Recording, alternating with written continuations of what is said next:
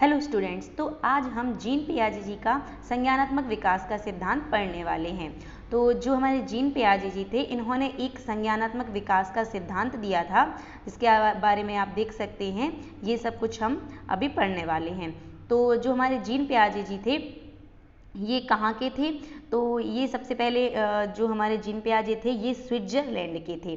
कहाँ के निवासी थे ये? ज़्यादातर ये क्वेश्चन पूछा जाता है, तो आप इस चीज़ को लिख लीजिए कि ये कहाँ के थे। ये हमारे स्विट्जरलैंड के थे। ठीक है, जीन पियाजे जी हमारे स्विट्जरलैंड के निवासी थे। तो जो जीन पियाजे जी थे, इन्होंने अपने बालक के ऊपर प्रयोग किया था। ठीक है, ये भी एक नोट डाउन करने वाली बात हो जाती है। किस पर इन्होंने प्रयोग किया था? अपने खुद के बालक पर इन्होंने अपना प्रयोग किया था। ठीक है, तो हमारी ये जीन पियाजे जी के बारे में बता दिया गया है कि जीन पियाजे जी स्विट्जरलैंड के थे और इन्होंने अपने बालक पर प्रयोग किया था।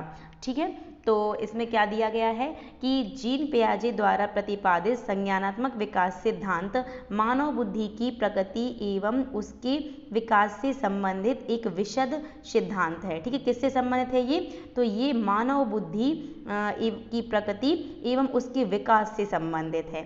ठीक है, पियाजे का मानना था कि व्यक्ति विकास में उसका बचपन एवं उसकी महत्वपूर्ण भूमिका अदा करता है। व्यक्ति के विकास में उसका बचपन एक महत्वपूर्ण भूमिका अदा करता है। पियाजे का सिद्धांत विकासी अवस्था सिद्धांत कहलाता है। तो ये आप नोट डाउन कर लीजिए कि कौन सा सिद्धांत कहलाता है? विकासी अवस्था सिद्धांत कहलाता है।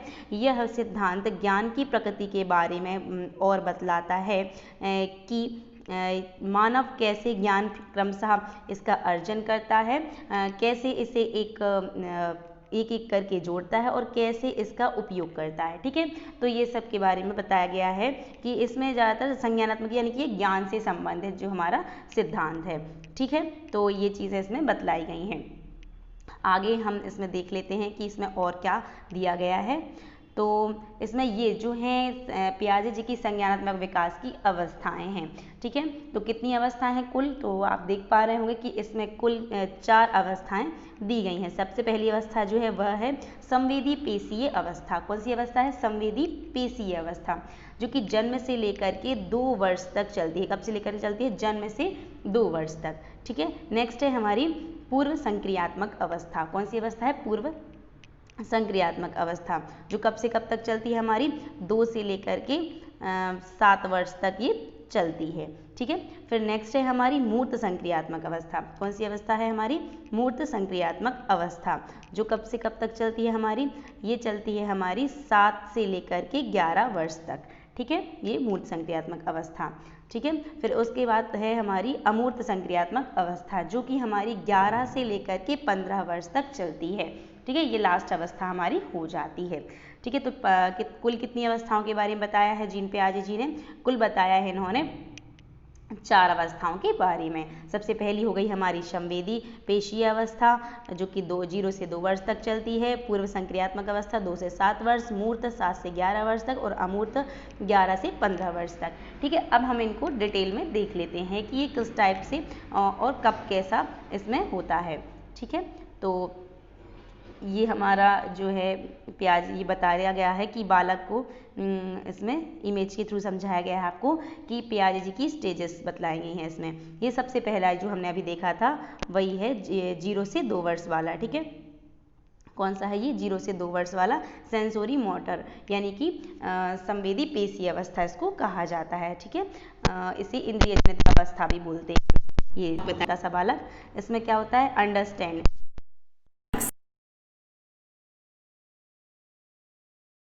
World through senses and action. ठीक है, तो किससे? वह अपने सेंसेस के माध्यम से यानी कि वह अपनी इंद्रियों के माध्यम को सीखता है। ठीक है, तो ये हमारे पहली वाली अवस्था हो गई। इसके बाद सेकेंड थी जो हमारी 2 से 7 वर्ष। ये देख सकते हैं आप, बालक इसमें थोड़ा बड़ा हो जाता है। इसमें जो बालक होता है इतना बड़ा हो जाता है। तो इसमें बताया जाता है कि understand through language and mental images. तो इसमें बच्चा जो है, इसमें कौन सी मतलब कौन सी अवस्था आ जाती है? इसमें उसके अंदर स्कूल जिज्ञासा की अवस्था आ जाती है। इसमें जो वो है अपनी दुनिया को किसके माध्यम से समझता है? वह अपनी लैंग्वेज और अपने मेंटल इमेजेस के माध्यम अपने मानसिक चित्र के माध्यम से समझना स्टार्ट कर देता है। ठीक है, इसके बाद सेकेंड जो है वो है हमारी 7 वर्ष तक।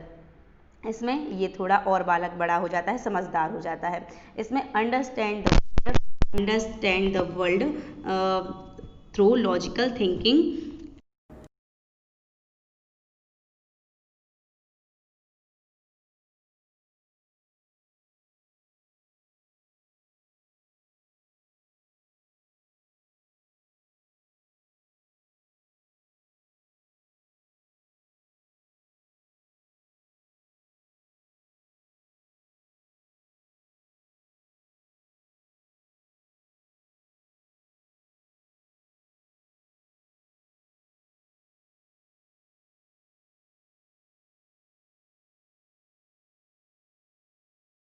Hypothetical think.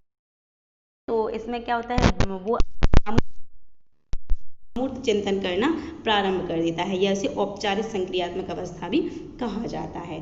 ठीक है, तो ये हमारी यहाँ पे चारों जो अवस्थाएं हैं वो कंप्लीट हो जाती हैं। ठीक है, तो जो पहली अवस्था है उसको हम क्या बोलते हैं, उसको बोलते हैं सेंसोरी मोटर, दूसरी है प्री ऑपरेशनल, फिर नेक्स्ट है हमारी कॉन्सर्ट ऑपरेशन, और लास्ट जो हमारी 4th नंबर की वह है फॉर्मल ऑपरेशनल। ठीक है, तो ये 4 तरीके से इंग्लिश में भी आप इनके नाम ध्यान रखें, क्योंकि ये इंग्लिश में भी कभी कभी होता है कि इसकी हिंदी में जो है वो आंसर नहीं दिए जाते, ऑप्शन नहीं दिए जाते, तो आपको फिर इंग्लिश में ही इनकी देना पड़ती है आंसर। ठीक है, तो ये आपके इमेज के थ्रू आप इनको अच्छे से समझ सकते हैं कि बालक धीरे धीरे कितना बड़ा होता जाता है। पहले इतना छोटा होता है, फिर 2 से 7 में थोड़ा बड़ा, फिर थोड़ा और समझदार, फिर ये किशोरावस्था में पहुंच जाता है। ठीक है, तो आई होप आप लोग समझ गए होंगे। ठीक है, आगे तो हम आगे बढ़ते हैं। तो ये इसके बारे में थोड़ी और डिटेल दी गई है कि ये इसमें जो बालक है इसमें कौन कौन सी मतलब स्टार्ट हो जाती हैं, क्या क्या करना वह स्टार्ट कर देता है। तो सबसे पहली जो हमारी अवस्था है वह है संवेदी पेशीय अवस्था। तो इसमें क्या होता है कि इस अवस्था में बालक में केवल अपनी संवेदनाओं और शारीरिक क्रियाओं की सहायता से ज्ञान अर्जित करता है। बालक जब जन्म लेता है तो उसके भीतर सहज क्रियाएं होती हैं।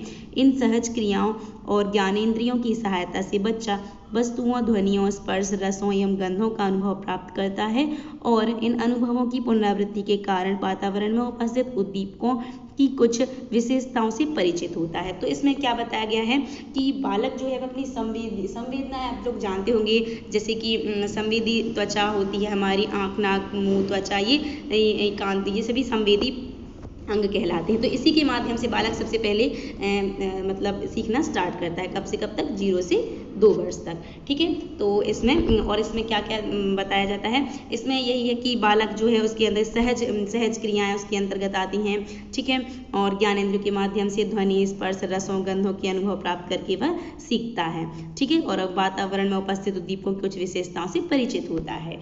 ठीक है, ये चीज़ें इसमें बताई गई हैं। अब आगे हम देखते हैं। तो नेक्स्ट है हमारी पूर्व संक्रियात्मक अवस्था। तो इस अवस्था में क्या होता है, इस अवस्था में बालक स्वकेंद्रित व स्वार्थी न होकर दूसरों के संपर्क में ज्ञान अर्जित करता है।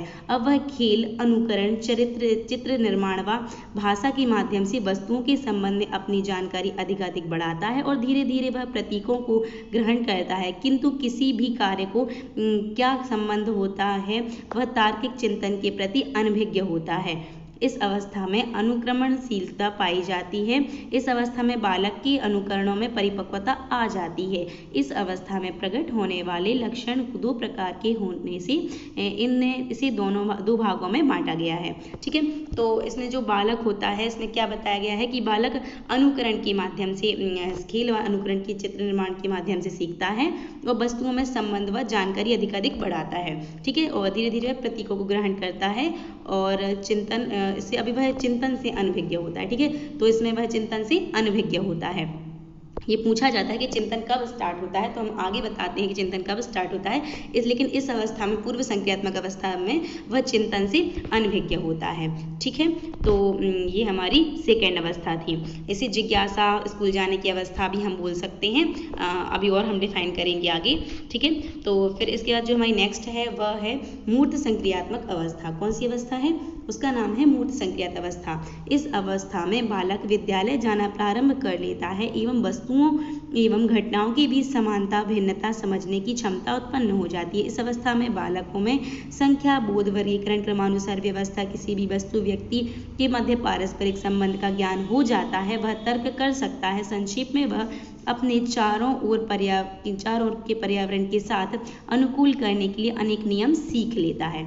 ठीक है, तो इसमें जो है क्या क्या बताया गया है कि बालक जो है वह वस्तुओं की भी समानता भिन्नता समझने की क्षमता आदि उसमें उत्पन्न हो जाती है, यानी कि तर्क क्या प्रारंभ हो जाता है इस अवस्था में, बालक में तर्क इसमें प्रारंभ हो जाता है। ठीक है, तो ये पूछा जाता है कि तर्क करना बालक कब शुरू करता है, तो आपको यह बताना है कि मूर्त संक्रियात्मक अवस्था में। कब से कब तक, तो ये हमारा कब से कब तक चलता है, ये चलता है हमारा 7 से 15 वर्ष तक। ठीक है, 7 से 11 वर्ष तक या 7 से 15 वर्ष तक आप मान सकते हैं। ठीक है, तो इस अवस्था में मूर्त संक्रियात्मक अवस्था में तर्क करना बालक स्टार्ट कर देता है। ठीक है, और उसमें और क्या मूर्त चिंतन वह प्रारंभ कर देता है और कंजर्वेशन वगैरह अंशपूर्ण का ज्ञान भी उसे हो जाता है।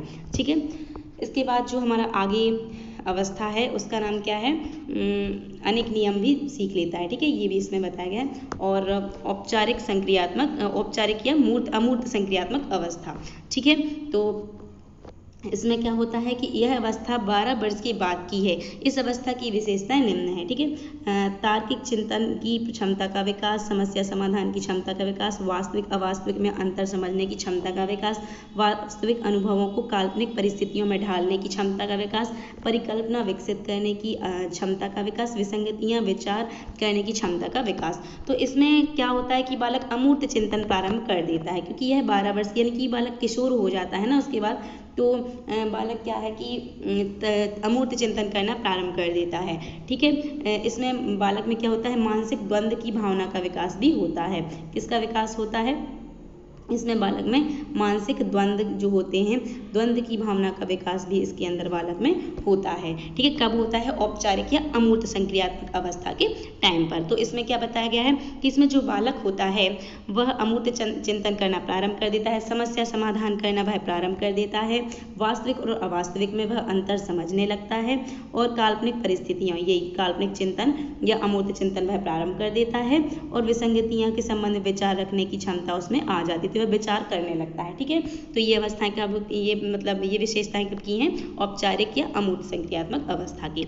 ठीक है, तो यहाँ पे ये हमारी सभी अवस्थाएं कंप्लीट होती हैं। अभी हम इनमें कुछ चीज़ें और इम्पोर्टेंट हैं जिन्हें हम समझ लेते हैं। अभी इसमें जो हमने पूर्व संक्रियात्मक अवस्था की दो भागों में बांटा गया है, इसमें बताया गया था ना, तो इसमें नहीं दिया गया है, लेकिन और ज़्यादा पूछा भी नहीं जाता है, लेकिन आजकल क्वेश्चन बहुत ही डीप पूछे जा रहे हैं व्यापम में, तो हो सकता है कि पूछा जाए, इसलिए आप लोग इसको नोट डाउन कर सकते हैं कि इसमें कौन कौन से 2 भाग हैं। तो जो पहला भाग है, आपको मैं कहीं बता दूं, इसमें जो पहला भाग है होता है, पहला जो इसका भाग होता है वो कौन सा होता है, पूर्व प्रज्ञा काल। ठीक है, आप इसको नोट डाउन कर सकते हैं, पूर्व प्रज्ञा काल इसके पहले भाग का नाम होता है। ठीक है, और जो दूसरा काल, जो ये कहाँ से कब से कब तक चलता है, तो ये चलता है हमारे 2 से 4 वर्ष तक। कब से कब तक चलता है, 2 से 4 वर्ष तक ये चलता है पूर्व प्रज्ञा काल। इसके बाद जो हमारा दूसरा है उसका नाम है अंतः प्रज्ञा काल। ठीक है, दूसरा जो है उसका नाम है हमारा अंतः प्रज्ञा काल। ठीक है, जो कब से कब तक चलता है, जो चलता है हमारा 2 से 7 वर्ष तक। कब से कब तक चलता है, 2 से 7 वर्ष तक ये चलता है। तो पूर्व प्रज्ञा काल में क्या होता है, पूर्व प्रज्ञा काल में चीज़ों की पहचान, ठीक है, बालक को चीज़ों की पहचान हो जाती है, और जो अंतः प्रज्ञा काल होता है इसमें बालक में जिज्ञासा उत्पन्न हो जाती है। ठीक है, ज़्यादातर इसमें नहीं पूछा जाता है, पर फिर भी आप इनके नाम नोट डाउन कर लीजिए। ठीक है, पहला कौन सा था इसमें, पूर्व प्रज्ञा काल, जो कि 2 से 4 वर्ष तक चलता है, इसमें चीज़ों की पहचान बालक को हो जाती है। और दूसरा था अंतः प्रज्ञा काल, जो कि 2 से 7 वर्ष तक चलता है, इसमें बालक में जिज्ञासा पैदा होती है। ठीक है, इसके बाद जो ये अवस्थाएं हैं हमारी संवेदी पेशीय अवस्था, इसमें और भी कुछ चीज़ें मेन होती हैं, क्योंकि पूछा जाता है बहुत डीपली। ये बहुत ही आईएमपी टॉपिक है, इससे बहुत डीपली क्वेश्चंस बनते हैं, तो इससे कुछ भी पूछा जा सकता है, इसलिए आपको इनको थोड़ी डीप में पढ़ना ही होगा। तो जो सबसे पहली अवस्था होती है संवेदी पेशीय अवस्था 0 से 2 वर्ष तक, इसमें क्या क्या होता है, इसमें जो बालक होता है वह मीनिंगलेस होता है। ठीक है, ऐसे क्वेश्चंस बनते हैं कि मीनिंगलेस बालक कब होता है, तो फिर हम कंफ्यूज हो जाते हैं, तो बालक इस अवस्था में मीनिंगलेस होता है। ठीक है, और ये अनुकरण की अवस्था होती है। किसकी अवस्था होती है? अनुकरण की। ठीक है, अनुकरण करते हैं और इंद्रियों से सीखता है, और इसमें वस्तु स्थायित्व, ये सबसे ज़्यादा पूछा जाने वाला क्वेश्चन है हमारे व्यापम में। अभी ग्रेड 1 और ग्रेड 2 के क्वेश्चन पेपर आप उठा के देखें तो बहुत ज़्यादा मात्रा में 2-3 क्वेश्चन पेपर्स में ये आया था कि वस्तु स्थायित्व कब इस बालक में स्टार्ट होता है, तो संवेदी पेशीय अवस्था में। कब होता है ये? तो ये होता है हमारा मतलब वस्तु स्थायित्व संवेदी पेशीय अवस्था में। आप इन चीज़ों को नोट डाउन करते जाइए। वस्तु स्थायित्व की अवस्था भी इसको बोला जाता है, और इसमें सहज स्कीमा, ठीक है, ये सभी सहज स्कीमा बालक के अंदर स्टार्ट हो जाती है। और भाषा का बोलना बालक कब स्टार्ट करता है? तो 0 से 2 वर्ष में आप देखते हैं कि बालक 0 से 2 वर्ष में भाषा का बोलना सीख जाता है, तो इसमें भाषा का बोलना भी आ जाता है। ठीक है, तो ये हमारा संवेदी पेशीय अवस्था। तो क्या क्या बताया हमने? मीनिंगलेस होता है बालक, अनुकरण करता है, इंद्रिय से सीखता है, वस्तु स्थायित्व की अवस्था होती है, सहज स्कीमा और भाषा का बोलना। ठीक है, तो आई होप आप लोग समझ गए होंगे। इसके बाद आगे है पूर्व संक्रियात्मक अवस्था, जो कि 2 से 7 वर्ष तक चलती है। ठीक है, तो इसमें क्या, इसे पूर्व प्रत्यात्मक अवस्था, इसे एक और नाम भी जाना जाता है, यानी कि कौन से नाम से? पूर्व प्रत्यात्मक अवस्था। ठीक है, पूर्व प्रत्यात्मक, कुछ भी पूछा जा सकता है। आप ये मत सोचिए कि इतने डीप में नहीं पूछा जाएगा, बहुत डीप आप उठा के देखिए एक बार क्वेश्चन पेपर्स, बहुत डीप में पूछा गया है। इसे पूर्व प्रत्यात्मक अवस्था भी बोलते हैं। ठीक है, तो इसमें क्या होता है कि जो बालक होता है उसमें जिज्ञासा की प्रवृत्ति स्टार्ट हो जाती है, स्कूल जाने की प्रवृत्ति स्टार्ट हो जाती है। ठीक है, जिज्ञासा बालक में स्टार्ट हो जाती है, और जिज्ञासा के साथ साथ क्या स्टार्ट हो जाता है? स्कूल जाने की अवस्था, क्योंकि स्कूल जाने की अवस्था स्टार्ट हो जाती है, आप जानते हैं, पूर्व संक्रियात्मक 2 से 7 वर्ष में। और अहम केंद्रित बालक कैसा होता है इस टाइम पर? बालक इस टाइम पर अहम केंद्रित होता है। ठीक है, और जीववाद यानी कि असली नकली की पहचान, ये क्वेश्चन भी बहुत ज़्यादा पूछा गया है। ठीक है, कौन सा क्या पूछा गया है? जीववाद। ठीक है, जीववाद यानी कि असली नकली की पहचान।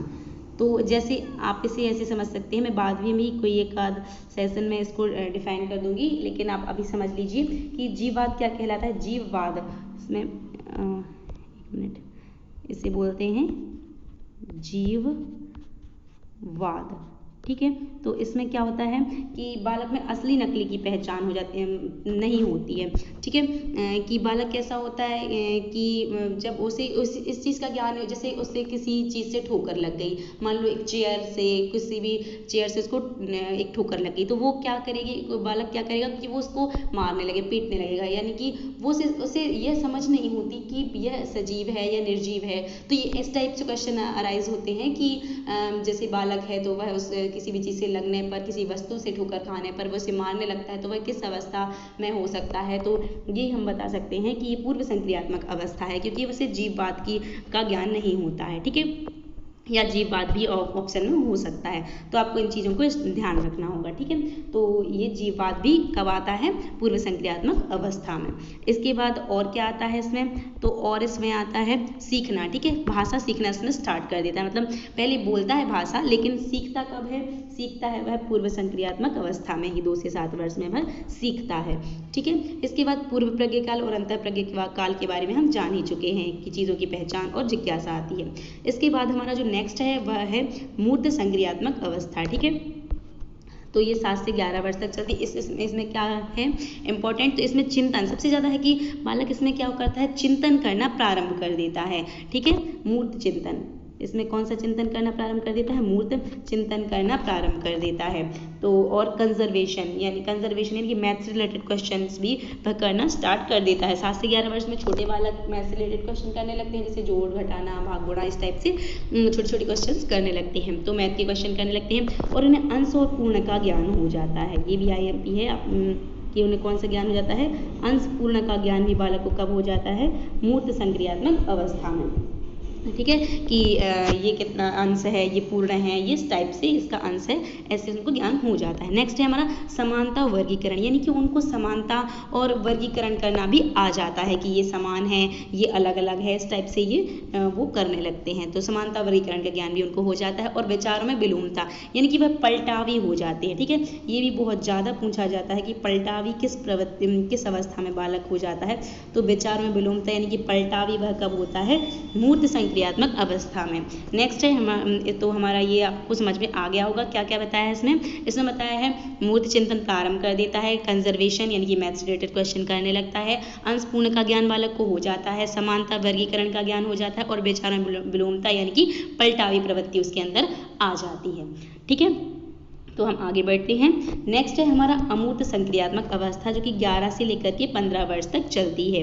इसमें क्या बताया गया है, इसमें बताया गया है कि बालक जो है वह मूर्त चिंतन प्रारंभ मतलब मूर्त चिंतन को विकसित कर लेता है। ठीक है, जो मूर्त चिंतन है यहाँ पे वह प्रारंभ करता है मूर्त चिंतन, उसे विकसित कर देता है कब, अमूर्त अवस्था में। तो मूर्त चिंतन प्रारंभ कब करता है, तो आप आंसर देंगे कि मूर्त संक्रियात्मक अवस्था है 7 से 11, और जब विकसित कब कर लेता है तो अमूर्त संक्रियात्मक अवस्था यानी कि 11 से 15 वर्ष में। फिर अमूर्त चिंतन प्रारंभ कर देता है, क्योंकि इसमें अमूर्त लिखा ही है, तो अमूर्त चिंतन प्रारंभ कर देता है। और मानसिक द्वंद्व, कौन सी मानसिक द्वंद्व उसके अंदर पैदा हो जाते हैं कब, अमूर्त संक्रियात्मक अवस्था में। ठीक है, तो ये सारी चीज़ें आपको नोट डाउन कर लेनी है। बहुत ही IMP चीज़ें आपको बता दी हैं, क्योंकि ये बुक्स में आप देखो तो बहुत ही कम इनके बारे में मिलता है, और लेकिन ऊपर से बट पूछा बहुत डीपली जाता है, इसलिए आपको इन सब चीज़ों को नोट डाउन कर लेना है। मैं आपको एक बार थोड़ा सा इसका रिवाइज करवा देती हूँ। तो ये कहाँ के थे सबसे पहले, तो ये हमारे थे स्विट्जरलैंड के निवासी थे हमारे जीन पियाजे जी। संज्ञानात्मक विकास का सिद्धांत इनके द्वारा दिया गया था, और इसे कौन सा विकासी अवस्था सिद्धांत भी इसे कहा जाता है। ठीक है, इसके बाद और क्या बताया था इसमें, ये अवस्थाएं बताई थी, संवेदी पेशी अवस्था, पूर्व संक्रियात्मक अवस्था, मूर्त संक्रियात्मक अवस्था और अमूर्त संक्रियात्मक अवस्था। आप 1 से 2 बार पढ़ेंगे तो आपको ये अच्छे से समझ में आ भी जाएंगी। ठीक है, आप 1-2 बार वीडियो देख लीजिए, तो आपको थोड़ी टफ लग रही होगी, बट अच्छे से समझ में आ जाएगी। आप इस इमेज के थ्रू और बहुत ही अच्छे से आपको समझ में आ जाएगी कि ये हमारी सबसे पहली अवस्था थी, 0 से 2 वर्ष, छोटा सा बालक है, तो ये क्या उसमें समझ होगी अपने वर्ल्ड के लिए, अपनी सेंसेस यानी कि अपनी इंद्रियों के माध्यम से सीखता है। 2 से 7 वर्ष में वह क्या करता है, वह लैंग्वेज एंड मेंटल इमेजेस के माध्यम से, यानी कि वह अपनी भाषा और अपने मानसिक चित्र के माध्यम से सीखता है। 7 से 12 वर्ष इसमें वह लॉजिकल थिंकिंग और कैटेगरीज के माध्यम से सीखता है। मूर्त संक्रियात्मक अवस्था, और इसके लिए औपचारिक संक्रियात्मक या फिर अमूर्त संक्रियात्मक अवस्था 12 से बाद की 16 अवस्था में होती है। ठीक है, तो आप इसको इमेजेस के थ्रू अच्छे से समझ सकते हैं। आप चाहें तो इसका स्क्रीनशॉट भी ले सकते हैं, ताकि आपको ये अच्छे से समझ में आ जाए। ठीक है, फिर इसके बाद ये है संवेदी पेशी अवस्था, इसके बारे में हमने डिटेल में पढ़ लिया। ये मूर्त संक्रियात्मक अवस्था, फिर ये पूर्व संक्रियात्मक अवस्था, फिर हमारी ये मूर्त संक्रियात्मक अवस्था, और ये लास्ट में औपचारिक या अमूर्त संक्रियात्मक अवस्था। तो ये हमारी चारों अवस्थाएं कंप्लीट होती हैं। ठीक है, और एक चीज़ और आप इसमें नोट डाउन कर लीजिए कि जो जीन पियाजे थे, इनका कहना क्या था कि बालक खुद से सीखता है।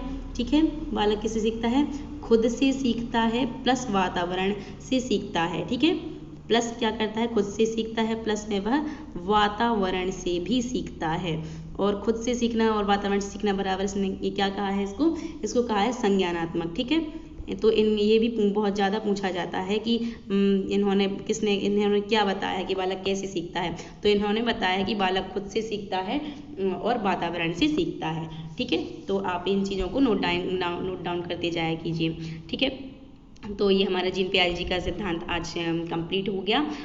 अगर आपको वीडियो हमारी अच्छी लगी हो तो आप वीडियो को लाइक कर सकते हैं, और वीडियो को शेयर करें अगर आपको अच्छी लगे तो, और सब्सक्राइब करें। Okay, thank you.